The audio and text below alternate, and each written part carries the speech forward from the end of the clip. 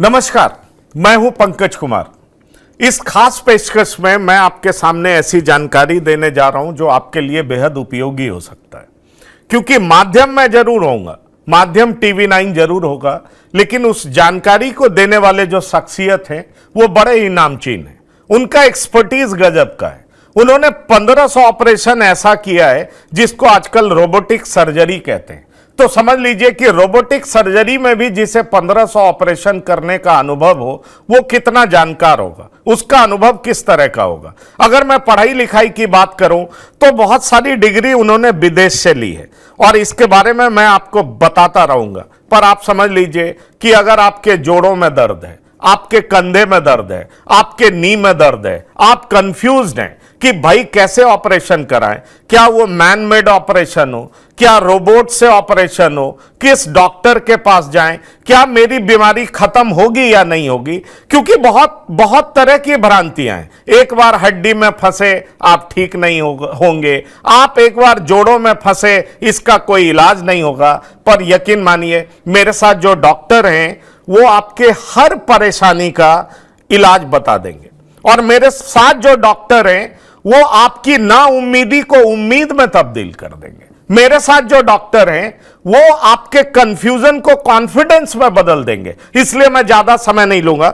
मेरे साथ बात करने के लिए डॉक्टर शेखर श्रीवास्तव हैं, जिनकी डिग्री है MBBS MS ऑर्थोपेडिक्स, एओ फेलोशिप है ऑस्ट्रिया से, और फेलोशिप इन्होंने किया है जर्मनी और USA से। डिग्रियां इतनी हैं कि अगर मैं बताना शुरू किया तो लगता है शायद मैं क्वेश्चन पूछ नहीं पाऊंगा। इसलिए आप ये जान लीजिए कि बहुत सारी डिग्री लेने के बाद इनके पास अच्छा खासा अनुभव भी है। इसलिए डॉक्टर श्रीवास्तव TV9 के प्लेटफॉर्म पर आपका बहुत बहुत स्वागत है। बहुत बहुत धन्यवाद पंकज जी।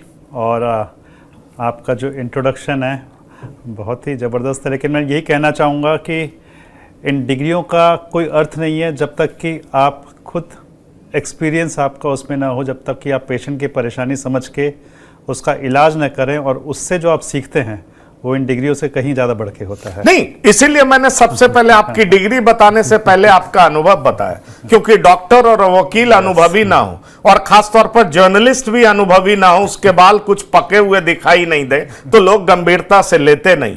और बाल पकने का मतलब ये धूप में नहीं पकता, ये अपने प्रोफेशन में ही पकता है। इसलिए डॉक्टर साहब सीधा सवाल पर आता हूं। ये जो कंधों का दर्द, नी में दर्द, लोगों को रिप्लेसमेंट कराने की चुनौती, और वो इस बात से डर जाते हैं कि एक बार रिप्लेसमेंट करा लिया तो भी सॉल्यूशन नहीं मिलना है, ना कंधा उठ पाएगा, ना नी काम कर पाएगा, आखिरकार अब तो हमें जीवन से तौबा कर लेना चाहिए। उन लोगों को आप क्या कहना चाहेंगे? तो जैसा कि आप देखेंगे या आप अपने घर के आसपास देखते होंगे, काफ़ी लोग कंप्लेन करते हैं कि मेरे कंधे में दर्द है, मेरे घुटनों में दर्द है।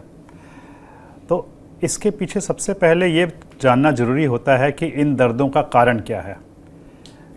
कुछ ऐसी बीमारियां होती हैं जिसमें कि आपके घुटने, कंधे सब इफ़ेक्ट होते हैं। ये एक जनरलाइज्ड प्रॉब्लम है जिसका एक जनरलाइज्ड ट्रीटमेंट है, जैसे रूमेटॉइड आर्थराइटिस रही। रूमेटॉइड आर्थराइटिस में आपके कंधे, घुटने सब दर्द होंगे और आप रूमेटॉइड का इलाज करेंगे तो ठीक होगा। लेकिन इसके बाद कुछ प्रॉब्लम्स ऐसी हैं which are specific to that joint, जैसे कि कंधे की प्रॉब्लम है, फ्रोजन शोल्डर है, या और मसल्स की प्रॉब्लम होती हैं। These are specific to shoulder. उसी तरह घुटने की जो होती हैं, कुछ घुटने की प्रॉब्लम होती हैं जो कि स्पेसिफिक हैं नी के लिए। तो इस तरह से आप एक बार डायग्नोस करके उसका इलाज कर सकते हैं। तो जैसा कि अभी हम डिस्कस करेंगे, पर्टिकुलर प्रॉब्लम के लिए जो आज की तारीख में हमारे पास जो उपाय हैं वो कितने कारगर हैं और उससे हमारे मरीजों को कितना फ़ायदा मिल सकता है। तो ये सारी चीज़ें हम एक एक करके डिस्कस नहीं, मैं वही चाहता हूँ आप हमारे दर्शकों को बताएं, क्योंकि देखिए वो कहते हैं ना, स्वास्थ्य से बड़ा कोई धन नहीं है। और अगर स्वास्थ्य भी खत्म हो गया, health is lost, everything is lost. और आजकल हेल्थ को प्रॉपरली मेंटेन रखना और उसको बनाए रखना सबसे बड़ी चुनौती है। कहते हैं हम बहुत इवॉल्व तो हो गए, हम बहुत मॉडर्नाइज्ड हो गए, लेकिन यकीन मानिए अस्पताल भी बड़े बड़े खुल गए पर लोगों की समस्याएं भी कम नहीं हुई हैं। इसलिए मैं आपसे पूछना चाहता हूं कि अगर हम ये कहें कि नी आर्थराइटिस प्रॉब्लम इंडियन पॉपुलेशन में कितना बड़ा प्रॉब्लम है, क्योंकि नी से जुड़ा जब भी कोई मामला आता है तो लोग घबराने लगते हैं। पहले तो बड़ा ही कॉमनली कहा जाता था साइनोवियल फ्लूइड कम हो गया होगा, इसलिए जोड़ों में ग्रीसिंग नहीं हो पा रहा है, तरह तरह की समस्या है। लेकिन अब तो यह सुनने को मिलता है कि नी आर्थराइटिस इतना बड़ा प्रॉब्लम हो गया है, किस डॉक्टर के पास जाएं, कैसे इलाज कराएं, रोबोटिक सर्जरी कराना चाहिए या मैन मेड सर्जरी कराना चाहिए, बहुत तरह की भ्रांतियां होती है। इसीलिए मैंने आपसे कहा कि हमारे दर्शकों की सारी भ्रांतियां आप दूर कर दें। तो जैसा आपने पूछा कि ये नी आर्थराइटिस की प्रॉब्लम कितनी बड़ी प्रॉब्लम है ना, तो इसका आप ये अंदाज़ा लगा सकते हो कि स्टैटिस्टिक्स के हिसाब से 25 से 30% ऑफ द पॉपुलेशन, इंडिया की पॉपुलेशन नी आर्थराइटिस से सफ़र करती है। अगर आप इसको एक्स्ट्रापोलेट करें जो हमारी पॉपुलेशन है which is close to 140 crore now, तो उस हिसाब से अगर देखा जाए तो करीब करीब 35 से 40 करोड़ लोग ऐसे हैं जो किसी न किसी फॉर्म में घुटने की आर्थराइटिस से प्रभावित है। ठीक है, अब ये जो आर्थराइटिस हमें सुनने में इतना बड़ा लग रहा है कि 30 करोड़ 40 करोड़, ऐसा नहीं कि सबको सर्जरी की ज़रूरत पड़ रही है। हाँ, उनके घुटने में ज़रूर दिक्कत है, लेकिन ये ज़्यादातर जो प्रॉब्लम होती है, ज़्यादातर प्रॉब्लम हम अपनी थोड़ी लाइफस्टाइल चेंज करके और थोड़ी सी मेडिसिन से ठीक कर सकते हैं। एक बहुत स्मॉल परसेंटेज होता है which I would say less than 1%, 0.5% ऐसे होते हैं जिनको कि सर्जरी की ज़रूरत पड़ती है। तो ज़्यादातर जो ये पॉपुलेशन को जो आर्थराइटिस होती है ये दवाइयों से, एक्सरसाइज से ठीक हो सकती है। और जैसा आपने बताया, इसमें से भी ऑलमोस्ट 70% जो प्रॉब्लम होती है वो हम लेडीज़ में देखते हैं। नहीं, उस पर हम आएंगे, लेडीज की भी बात करेंगे, और लेडीज के बगैर तो कोई समाज, कोई सोसाइटी, कोई देश पूरा होता ही नहीं है, और उनकी भी समस्याएं बहुत सारी हैं। पर मैं आपसे ये जानना चाहूंगा कि क्या अगर हमारे नी में प्रॉब्लम हो तो आपने कहा सीधा ऑपरेशन ही निदान नहीं है, क्या कैसे हम समझें कि हम उस प्रॉब्लम की तरफ बढ़ रहे हैं? कब हमें यह महसूस हो? मान लीजिए मुझे दर्द महसूस हुआ तो 40 के बाद लगता है, कई लोग कहते हैं साइनोवियल फ्लूइड कम हो गया, थोड़ा बहुत जो न्यूज़पेपर, वेबसाइट्स में जानकारी मिलती। पर कैसे हम समझें कि ये अर्थराइटिस का सिम्टम है, और क्यों हम समझें कि अर्थराइटिस का सिम्टम है तो हमें अच्छे डॉक्टर के पास जाना चाहिए? उसका इंडिकेशन क्या होता है? जैसे हमारी एज बढ़ती है तो एज बढ़ती है तो हमारे बॉडी में वियर एंड टियर चेंजेस आते हैं। जैसा आपने डिस्कस किया था अपने स्टार्ट में कि लोगों के बाल सफ़ेद होते हैं, दैट्स ऑल्सो एजिंग प्रोसेस। तो उसी तरह हमारे घुटनों में भी एज के हिसाब से चेंजेस आते हैं। ओके, नाउ ये जो चेंजेस आते हैं ये 50 के बाद थोड़े तेज़ी से आने शुरू होते हैं, but some degeneration can happen in early stage also. कब हो सकते हैं? सपोज़ आपको अर्ली चाइल्डहुड में या फिर यंग एज में कोई चोट लगी हुई हो जिसमें अंदर घुटने में लिगामेंट या फिर जो कार्टिलेज होता है उसमें डैमेज हुआ हो, तो अगर ये सारी चीज़ें हुई हों तो आपके केस में अर्ली आर्थराइटिस आ सकती है। अदरवाइज़ जो नॉर्मली एज रिलेटेड आर्थराइटिस आती है वो यूजुअली 50, 55, 60 के आसपास आती है। और शुरुआत कैसे होती है? शुरुआत ऐसे होती है कि आप लंबा चलने में आपको दर्द हो रहा है, सीढ़ियाँ चढ़ना हो तो फिर आपको दिक्कत हो रही है, पैरों में सूजन आ रही है। So initially you will have pain on increased activity, pain on exertion. यही चीज़ जब धीरे धीरे आगे बढ़ती है then you will have pain at rest, बैठे बैठे भी दर्द हो रहा है, लेटे हुए भी दर्द हो रहा है। और उसके नेक्स्ट स्टेज में क्या आता है कि आर्थराइटिस की वजह से आप देखोगे कि आपके घुटने में डिफॉर्मिटी आनी शुरू हो गई है। आप देखते हो कई लोग जिनकी एज ज़्यादा है उनके घुटने ऐसे टेढ़े हो गए हैं। सो वो एक्सट्रीम स्टेज है, एडवांस स्टेज है। बट जैसा आपने बोला कि इनिशियली कैसा पता चलेगा? वेल, पेन ऑन एक्सर्शन, ज़्यादा चलने पे, ज़्यादा एक्टिविटी करने पे, स्पोर्ट्स खेलने पे। पहले मेरे को दर्द नहीं होता था, अब दर्द आजकल हो रहा है, स्वेलिंग आ रही है। पेन इन होल बॉडी और पेन इन नी, कैसे, मतलब कैसे, किस तरह का दर्द? अभी हम नी के बारे में स्पेसिफिकली डिस्कस कर रहे हैं। राइट, स्पेसिफिकली के बारे में बात कर रहे हैं। तो अगर आपको ये दिक्कत हो रही है, बट सपोज़ किसी की एज 40 है, तो कई बार ऐसा भी होता है कि अगर आपकी मसल्स वीक हैं उसकी वजह से भी हो सकता है। सो इनिशियली हम जस्ट बोलते हैं कि आप एक्सरसाइज करो और मसल स्ट्रेंथनिंग लाओ, और अगर आपका पेन ठीक हो गया तो कोई दिक्कत नहीं है। बट अगर पेन परसिस्टेंट है, स्वेलिंग हो रही है, परसिस्टेंट है पेन, तो उस केस में हम एक्सरे वगैरह करके डायग्नोस करते हैं कि वेदर उस व्यक्ति को आर्थराइटिस हो रही है कि नहीं हो रही है। ठीक है। अब एक बात बताइए, कई बार ये भ्रांतियां रहती हैं कि हमें मशीन के चक्कर में नहीं पड़ना चाहिए, और आपका रोबोटिक सर्जरी का 1500 ऑपरेशन करने का अनुभव है। रोबोटिक सर्जरी क्या कंप्लीट मैन मेड सर्जरी से क्यों बेहतर है, क्यों इसको अपनाना चाहिए, ये मैं आपसे सवाल करना चाहता हूं। तो सबसे पहले मैं ये क्लियर करना चाहूँगा कि it is robotic assisted surgery. That means कि ये सर्जरी जो है सर्जन ही कर रहा है, लेकिन रोबोट की मदद से कर रहा है। रोबोट की मदद से उसे क्या फ़ायदा हो रहा है? रोबोट की मदद से उसे एक एक्यूरेट इंफॉर्मेशन मिल रही है उस पेशेंट के घुटने के बारे में, उसके डायमेंशंस के बारे में, और प्लानिंग करने में उसको हेल्प मिल रही है। और रोबोट की मदद से उसने जो प्लान बनाया है उसको एग्जीक्यूशन में हेल्प मिल रही है। सो बेसिकली सर्जरी तो सर्जन ही करता है, लेकिन रोबोट की मदद से जब करता है तो उस सर्जरी की जो सटीकता है, जो एक्यूरेसी है, वो बढ़ जाती है। एक सवाल जो हर पेशेंट मुझसे आके ये पूछता है जिसको नी रिप्लेसमेंट कराना है, कि मेरा घुटना कितना चलेगा, है ना। वो एक बहुत ही मतलब उस पेशेंट के लिए बहुत ही अहम सवाल है।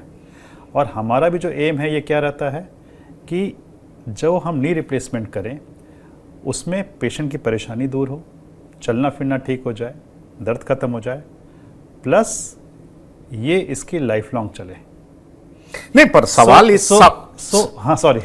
सवाल इसमें यह भी उठता है ना, मेरे मन में भी सवाल है, भगवान न करे मुझे उससे गुजरना पड़े, लेकिन मेरे मन में भी सवाल है कि क्या रोबोटिक सर्जरी के बाद मैं एक नॉर्मल इंसान की तरह चल पाऊंगा, या मुझे बहुत प्रिकॉशन लेना पड़ेगा, बड़ा टेक केयर करना पड़ेगा, मैं नॉर्मल इंसान की तरह चल ही नहीं पाऊंगा।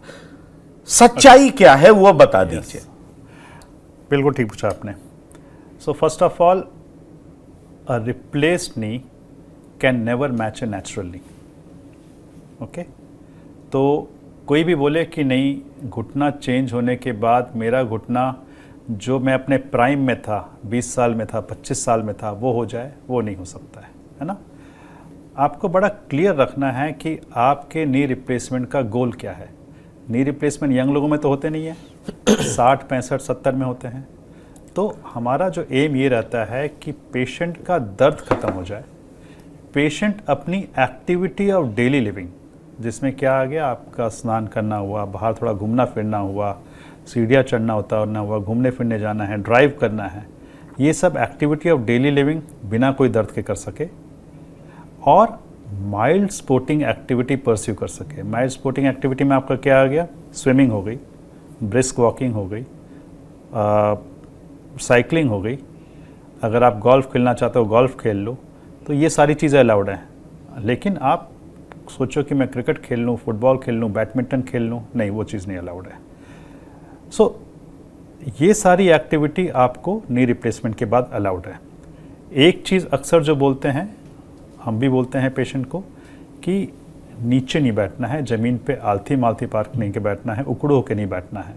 हालांकि हम जो अब सर्जरी करते हैं, जिस टेक्नोलॉजी से करते हैं, जो आज के तारीख में जो आज के जो पार्ट हैं, वो आपको ये अलाउ करेंगे। कभी ज़रूरत पड़े आप बैठ भी सकते हो, लेकिन रेगुलर नीचे बैठ के उठने में घुटने पे थोड़ा जोर ज़्यादा आता है। सो हमारा ये एम है कि ये जो नी रिप्लेसमेंट हो, ये इनकी लाइफ लॉन्ग निकाले।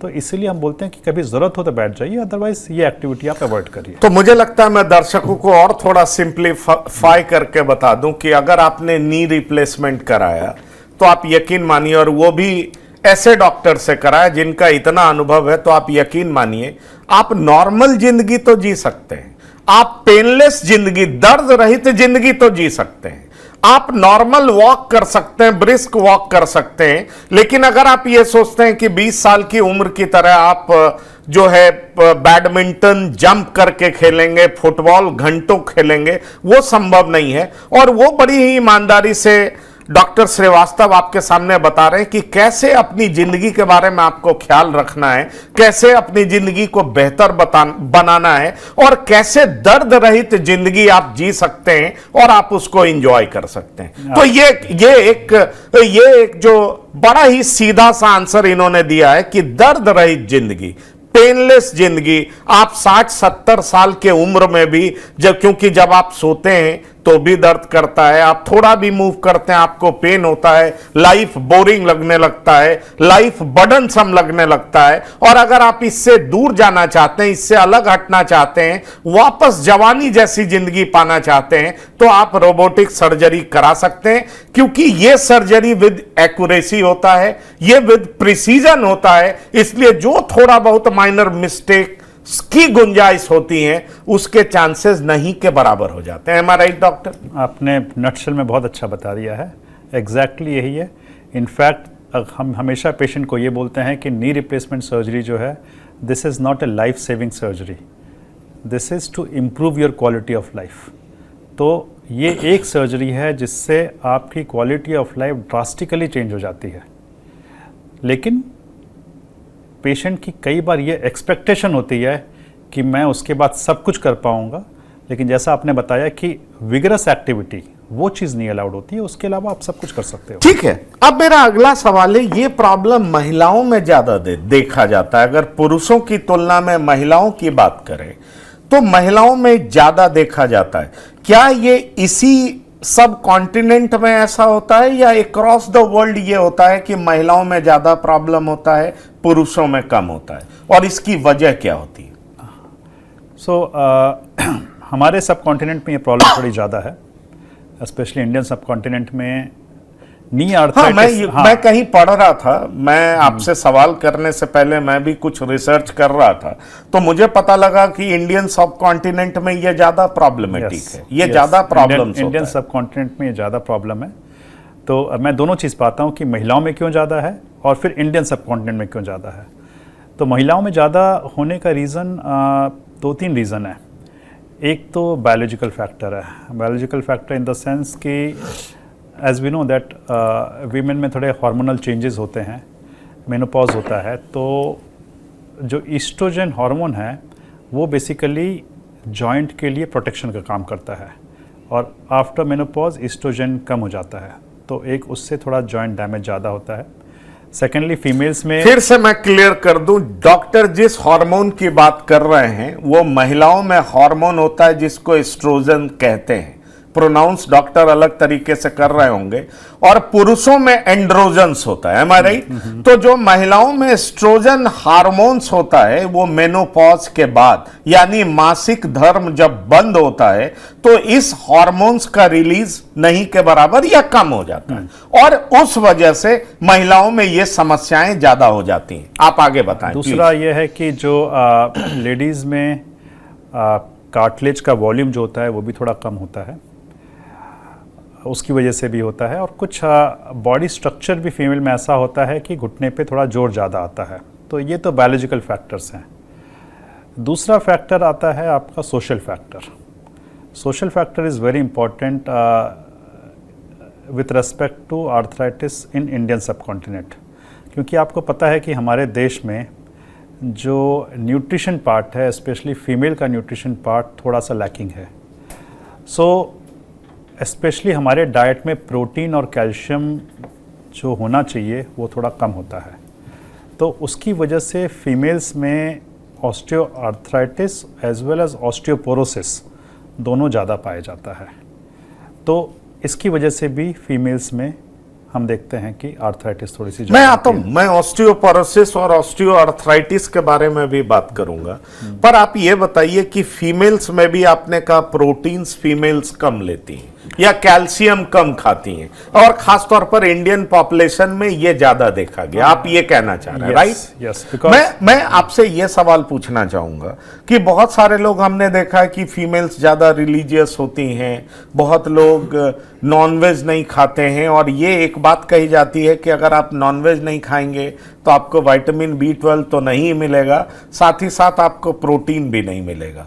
तो क्या वेजिटेरियन जो महिलाएं हैं, क्या उनके पास ये तरीका है, कोई माध्यम है जिसके जरिए वो प्रोटीन डेफिशिएंसी को पूरा कर सके? नहीं, डेफिनेटली ऐसा नहीं कि जो वेजिटेरियन हैं उनके पास प्रोटीन या कैल्शियम के सोर्सेज नहीं हैं, डेफिनेटली हैं। अगर आप सोया प्रोडक्ट्स देखें, मिल्क प्रोडक्ट्स देखें, तो उसमें भी होता है। पर बहुत सारे तो आजकल वीगन डाइट्स के सपोर्टर हो गए हैं, वो बिल्कुल दूध भी नहीं लेना चाहते, उनके पास क्या ऑप्शन? सो ये सारे फैक्टर्स अगर देखिए, अगर इस तरह से है तो आपको एक्स्ट्रा सप्लीमेंट लेना जरूरी हो जाता है ना, क्योंकि अगर आपके डाइट से आपकी रिक्वायर्ड न्यूट्रिशन नहीं आ रही है तो आपको उसके साथ साथ एक्स्ट्रा सप्लीमेंट लेना जरूरी है।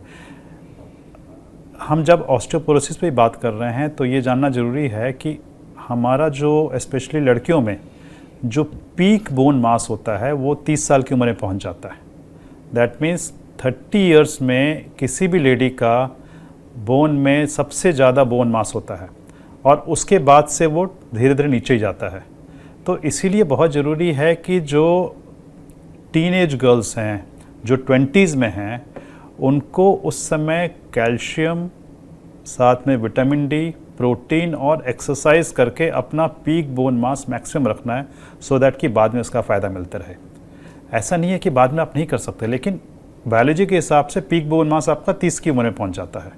ठीक है, तो ये जो चीज़ है ये हमारे बेसिकली हमारे सोसाइटी, हमारे एजुकेशन, फैमिली मानी चाहिए कि भाई लड़कियों को भी प्रॉपर डाइट जिसमें कि rich in protein, rich in calcium, एक समझ के ले कि हाँ मेरे को लेना है। सो देयर कम्स दिस, वो हमारे, अगर आप इंडियन डाइट देखें, अगर हमारी जो नॉर्मल इंडियन डाइट है, normal Indian diet is poor in protein and calcium. जो हम अपना नाश्ता करते हैं, खाना खाते हैं, अगर देखा जाए तो हर आदमी को क्या दाल सफिशिएंट प्रोटीन प्रोवाइड नहीं कर सकता? But you have to take adequate amount of dal ना, सिर्फ एक कटोरी दाल में शायद नहीं होगा। तो इस वजह से अगर आप, मेरा ये नहीं मानना, मैं ये नहीं बोल रहा हूँ कि बैलेंस डाइट नहीं है, लेकिन एक बार आप ये समझ जाएं कि हमें प्रोटीन और कैल्शियम अलग से अपना सप्लीमेंट पूरा करना है, तो आप उस हिसाब से अपना डाइट फिर कंट्रोल करोगे। तो इस तरह से देखा जाए तो हमारी जो यूजुअल इंडियन डाइट है थोड़ी सी पुअर है। इसकी वजह से भी फीमेल्स में हम देखते हैं कि ऑस्टियोपोरोसिस ज़्यादा पाया जाता है, ऑस्टियोआर्थराइटिस ज़्यादा पाया जाता है। तो बायोलॉजिकल फैक्टर रहता है और साथ में सोशल फैक्टर, और तीसरा चीज़ है exercises. That is another thing which is very important. क्या है कि आप जितना भी डाइट ले लें, जब तक आप एक्सरसाइज वगैरह नहीं करेंगे, जब तक आप अपनी बोन्स को लोड नहीं करेंगे, तब तक उसमें स्ट्रेंथ नहीं आती है। So exercises are very very important part of your fitness of your body as well as your knee joint. तो ये 2-3 चीज़ें हैं जिसकी वजह से हम देखते हैं कि फीमेल्स में ये प्रॉब्लम ज़्यादा ठीक है, राइट। आपने ये भी जवाब दे दिया। अब मैं आपसे ये पूछना चाहूंगा कि नॉन सर्जिकल ऑप्शन भी है क्या नी आर्थराइटिस को मैनेज करने के लिए? बिल्कुल, बल्कि मैं बोलूँगा कि हमारे तो मेजॉरिटी ऑफ द जो नी आर्थराइटिस के पेशेंट होते हैं उनमें हम नॉन सर्जिकल ऑप्शन ही रखते हैं। हार्डली 1% से कम लोगों को सर्जरी की ज़रूरत पड़ती है। तो नॉन सर्जिकल ऑप्शंस की अगर हम बात करें तो इसमें जैसा कि अभी हम डिस्कस कर रहे थे कि एक्सरसाइजेज हैं, एक्सरसाइजेज और फिजियोथेरेपी होती है जिससे हम मसल्स को स्ट्रेंथनिंग करते हैं, जो कि घुटने को प्रोटेक्शन देती हैं।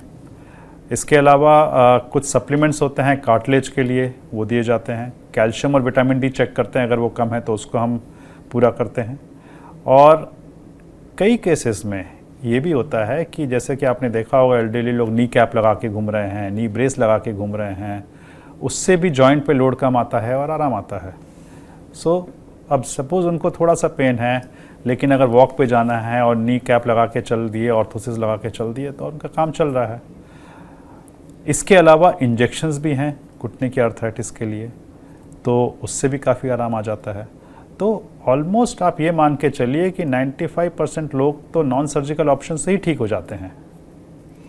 ठीक है, वो ठीक हो जाते हैं, पर मेरे मन में तो बहुत सारे सवाल हैं, पर एक सवाल अक्सर मैं चाहूँगा कि आप हमारे दर्शकों को बताएं।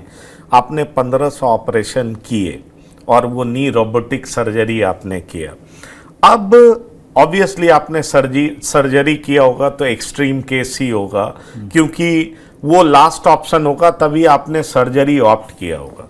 मैं ये जानना चाहता हूं कि उसका सक्सेस रेट क्या है। बहुत लोगों के दिमाग में ये भी बातें होती हैं कि हम अगर सर्जरी करा लिए, बोन में नाइफ लग गया, तो उसके बाद हम ठीक हो पाएंगे, नहीं हो पाएंगे, कितना सक्सेस रेट होगा, किस तरीके से हम फिट हो पाएंगे। मन में ये बहुत सारी भ्रांतियां रहती हैं, बहुत सारा कंफ्यूजन रहता है। ओके, तो पंकज जी, इसका जवाब पहले तो मैं आपको स्टैटिस्टिक्स से देना चाहूँगा, है ना, और फिर उसको मैं एक्सप्लेन करूँगा। तो अगर स्टैटिस्टिक्स में देखें तो इस सर्जरी के सक्सेस रेट को मोर देन 95% माना जाता है, ठीक है। इसके बाद कई पेशेंट जिनकी डिफॉर्मिटी होती है, जो पैर टेढ़े होते हैं वो सीधे हो सकते हैं, दर्द खत्म होता है, चलना फिरना हो सकता है, जैसा हमने डिस्कस किया कि क्या क्या किया जा सकता है, क्या नहीं किया जा सकता है। लेकिन 2 से 3% इसमें कॉम्प्लिकेशन के रेट्स हैं। कॉम्प्लिकेशन में क्या हो सकता है? कॉम्प्लिकेशन में इन्फेक्शन के थोड़े चांसेस होते हैं, या कई बार ये पार्ट जो हैं ढीले पड़ जाते हैं। तो ये जो रेट है, complication rate is less than 2 to 3% in most of the good centres. जितने भी अच्छे सेंटर उनमें अगर हम देखें तो उनके complication rate. So you mean to say 97% is a success rate in good centers? Yes, okay. मैं आपको बताऊंगा सक्सेस रेट क्या होता है। एक सक्सेस रेट होता है डॉक्टर की तरफ से, एक सक्सेस रेट होता है पेशेंट की तरफ से, कि पेशेंट को कितना सक्सेसफुल लगता है। तो ये आप डॉक्टर वाला बता रहे हैं? ये डॉक्टर वाला, ये मैंने आपको पहले डॉक्टर वाला बताया, जी, ठीक है। सो मेरे तरफ से क्या सक्सेस रेट हुआ कि मैं एक्सरे देखूंगा तो मैं बोलूँगा इम्प्लांट बिल्कुल सही पोजीशन में लगा है, ठीक है। मैं पेशेंट को जांच करूंगा, बोलूँगा बिल्कुल सही है। पेशेंट का घाव एक बार में ठीक हो गया, पेशेंट चल फिर रहा है, नॉर्मल चल रहा है, तो ये मेरी तरफ से सक्सेस रेट है। बट पेशेंट की तरफ से अगर हम बात करें तो लिटरेचर में ये पाया गया है that there is a dissatisfaction rate of 10 to 15%। Okay, now why is this difference between a surgeon perception and a patient perception? Yes, है ना। सो यहाँ पे आता है आपका एक्सपेक्टेशन मिसमैच। पेशेंट एक्सपेक्ट करता है कि मेरे घुटने बदल गए तो यह बिल्कुल नेचुरल हो गए, ठीक है।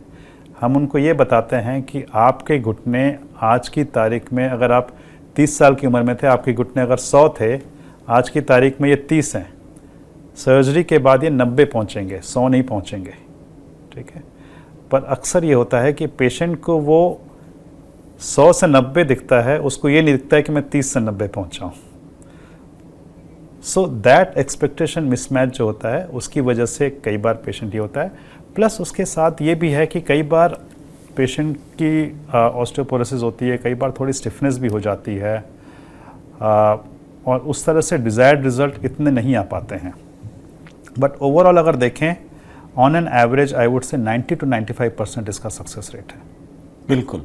और आप ये सजेस्ट करते हैं कि रोबोटिक सर्जरी ही पेशेंट को ऑप्ट करना चाहिए, अगर उसके पास ये रहे कि भाई, क्योंकि करते ये डॉक्टर ही हैं, रोबोट का असिस्टेंस लिया जाता है। मतलब ये गलतफहमी नहीं रखना चाहिए कि मशीन ही ऑपरेट करता है, डॉक्टर कुछ नहीं करते, और मशीन कहीं भी फॉल्ट कर सकता है, गड़बड़ी कर सकता है, इसलिए हमें रोबोटिक सर्जरी पे नहीं जाना चाहिए। तो ये जो दूर दराज रिमोट एरियाज, ठीक है, डेवलप्ड जगह में तो लोग पढ़े लिखे होते हैं तो वो इस बात को समझते हैं, लेकिन कई जगह पर इस तरह की भ्रांतियां होती हैं। इसीलिए मैंने आपसे पूछा कि अगर लोगों के पास ऑप्शन हो कि भाई आप अच्छे डॉक्टर के पास तो जाइए ही, लेकिन अगर वो लेटेस्ट टेक्नोलॉजी के साथ आपको ऑपरेट कर रहे हैं तो निश्चित तौर पर वो सुविधा लीजिए, क्योंकि उसमें एक्यूरेसी ज्यादा होगा, प्रिसीजन ज्यादा होगा। बिल्कुल पंकज जी, आपने बिल्कुल सही बोला।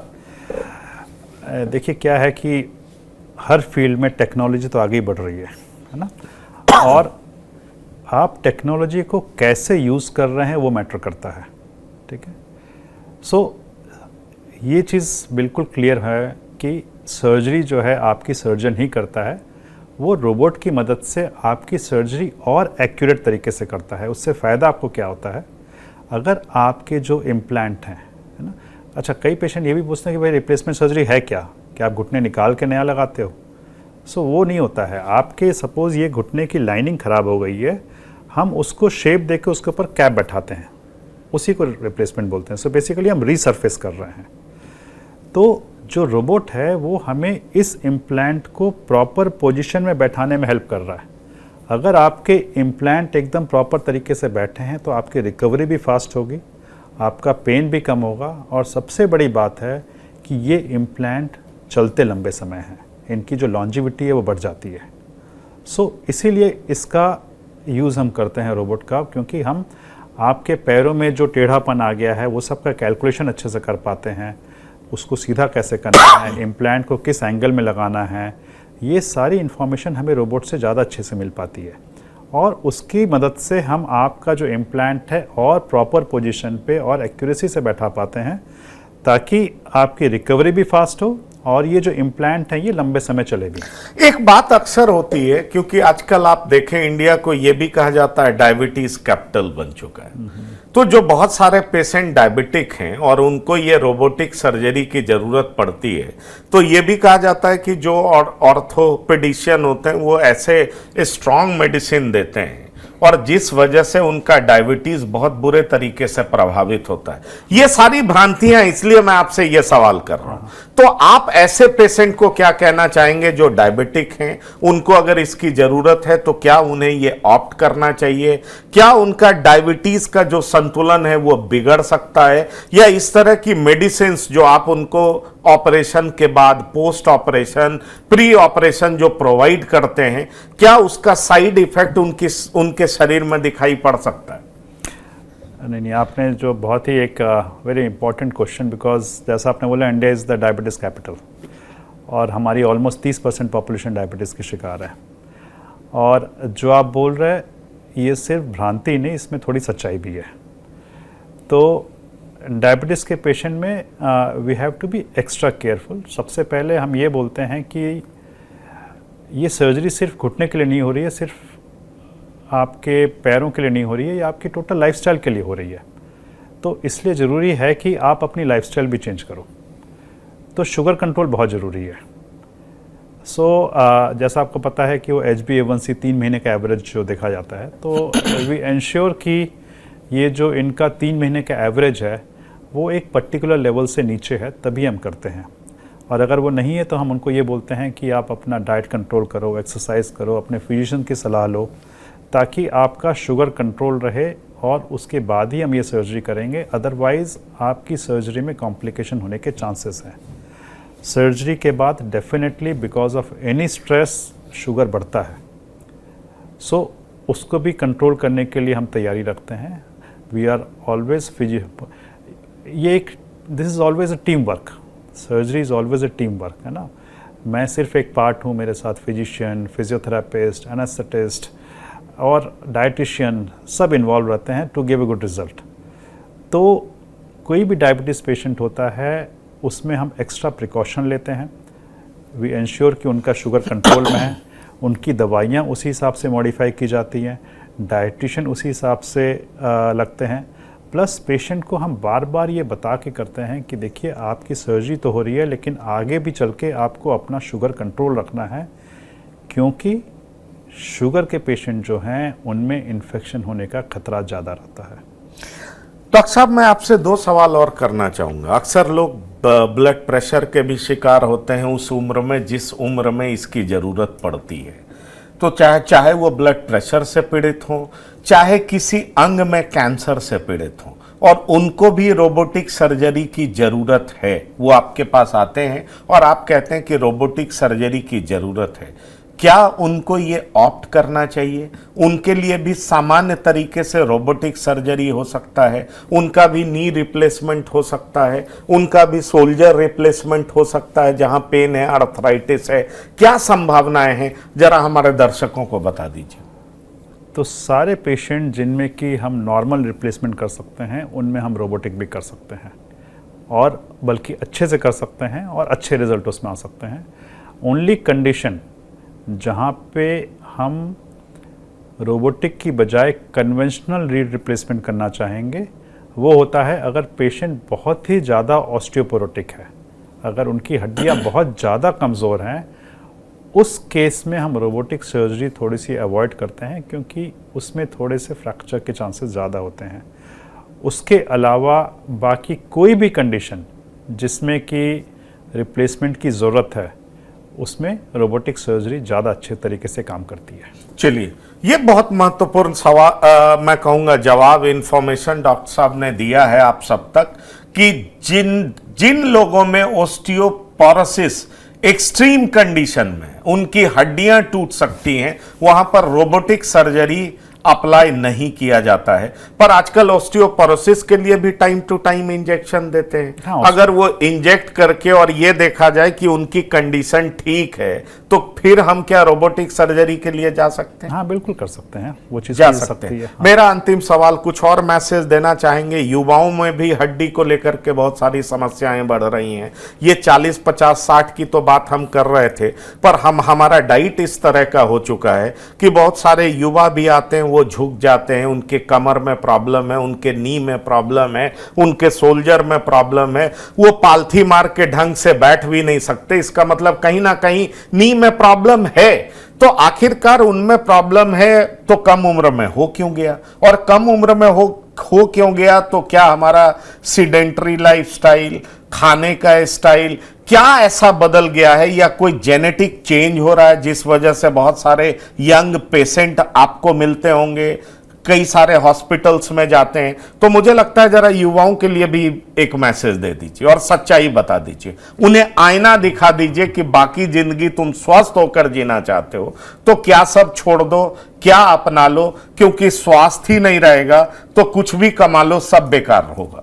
नहीं, यू आर वेरी राइट कि क्या है कि till now we have discussed about arthritis in older people. हमने अभी तक जो एजेड लोग हैं उनकी आर्थराइटिस के बारे में हमने डिस्कस किया।